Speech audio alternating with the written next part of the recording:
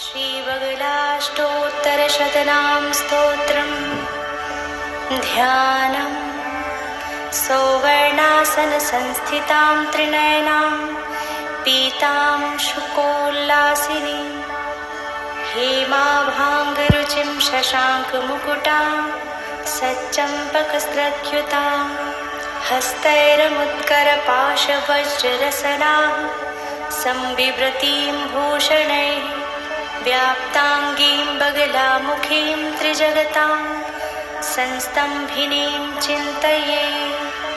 विनियोग ॐ अस्य श्रीपीताम्बर्यष्टोत्तरशतनामस्तोत्रस्य सदाशिवऋषि अनुष्टुप् छन्दः श्रीपीताम्बरी देवता श्रीपीताम्बरी प्रीतये जपे विनियोगः। नारद उवाच भगवन् देवदेवेश सृष्टिस्थितिलयात्मक शतमष्टोत्तरं नाम्ना बगलाया बदाधुना। श्रीभगवानुवाच शृणु वत्स प्रवक्ष्यामि